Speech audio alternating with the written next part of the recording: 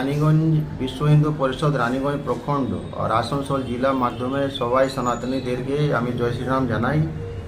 যেমন আপনারা জানেন, আজকে আমাদের রামলালা যে ওখানে প্রাণ প্রতিষ্ঠা হয়েছিল 2 বছর ওটা পূর্ণ হয়েছে। আজকে দিনেই 22 জানুয়ারি 2024 সালে, যেটা আমরা সনাতনী যে বিক্রম সম্বত পর্ব হিসাবে যা পালন আমরা করি সনাতনীরা, যে পৌষ শুল্ক দ্বাদশী তিথি দিনে ইনার প্রাণ প্রতিষ্ঠা হয়েছিল, তার দ্বিতীয় বর্ষ চলছে, আজকেই ওটা সম্পন্ন হয়েছিল। তো ওই পরিপ্রেক্ষিতে আমরা রানীগঞ্জে একটা কার্যক্রম রেখেছি। শ্রী রামজির আমরা আরাধ্য যে আমাদের প্রাণ যে পুরুষ আছেন, যে আমাদের মানে যে আমাদের আরাধ্য ভগবান আছেন, ওনাকে আজকে আমরা এখানে পুজো আর যে আমাদের যে সব সন্তান সনাতনীরা এখানে উপস্থিত হয়, এখানে আরতি আর সব কার্যক্রম প্রসাদ বিতরণ থেকে শুরু করে সমস্ত ধরনের কার্যক্রম যে আছে সে আজকে আমরা এখানে পালিত করি। पूरा শিল্পাঞ্চলবাসী को मतलब क्या संदेश देना चाहते हैं इस विषय को लेकर? আজকে আমরা শিল্পাঞ্চলবাসীকে একটাই সন্দেশ দিতে চাইছি যে রাম মন্দির পূর্তি করার আগে যে নানা ধরনের কথা চলছিল, কি ওখানে হসপিটাল করা হোক, এটা করা হোক, এখানে একটা মন্দির হয়ে গেলে কি ইকোনমির জন্য বুস্টিং হয়, তারা এখন দেখতে পাচ্ছে এখন অযোধ্যার কি রকম ওখানে যে ইকোনমিক বুস্টিং হয়েছে। এখন 2028 সালে অবধি যে ওখানকার ইকোনমিক্সটা এখন তাদের চিন্তাটাই ফেল হয়ে যাচ্ছে।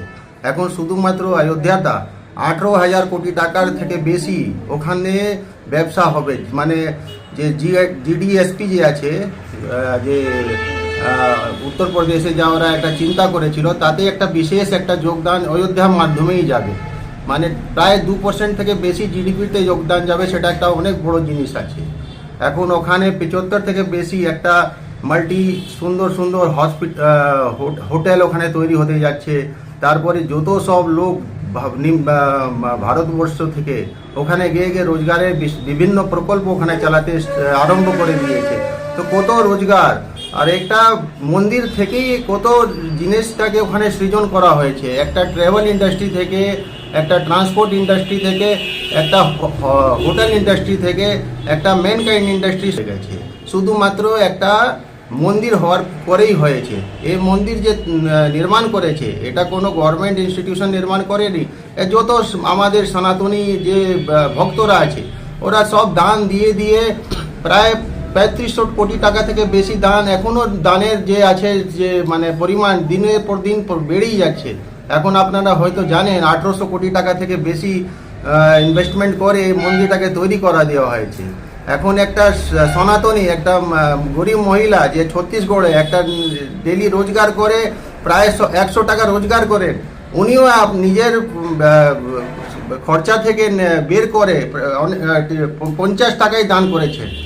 সেটাই একটা আছে, ওনার যে একটা আবেগ আছে। এখন কিছুদিন আগে আপনারা হয়তো দেখেছেন একটা গুপ্তদান মাধ্যমে একটা মূর্তি একটা সনাতনী ভক্ত দান করেছে, তার মূল্যই যে একটা ধরে নেওয়া হয়েছিল 30 কোটি টাকা থেকে বেশি মূল্য সে মূর্তি ওখানে দান করা হয়েছে। বড় কথা নয়, কথা এটা আছে কি সব ধরনের লোক যে ঠাকুরকে নিজে আত্মসাৎ করে নিয়েছে।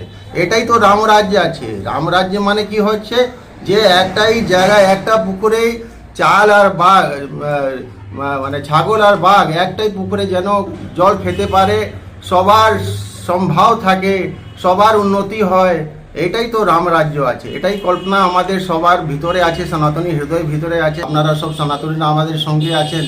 এটাই রামের যে স্বপ্ন আছে, ওটা আমরা পূর্ণ করার জন্য লেগে আছি। আপনার নাম পরিচয়? আমার নাম मनीष कुमार शर्मा, मैं विश्व हिंदू परिषद आसनसोल जिला सभापति। सन ऑफ बंगाल के माध्यम से हर खबर आप तक सबसे पहले पहुंचाई जाती है। सन ऑफ बंगाल जहां यूट्यूब, फेसबुक और वेबसाइट हर जगह पे है। हमारे यूट्यूब पे आप देखिए सन ऑफ बंगाल की खबरें। इसके अलावा सब्सक्राइब कीजिए, फेसबुक पे जाइए, फेसबुक पेज को फॉलो कीजिए। इसके अलावा हमारे वेबसाइट पर भी जाकर आप देख सकते हैं हर तरह की खबरें सबसे पहले। जी हाँ, हमारा वेबसाइट है www.sonofbengal.in। धन्यवाद।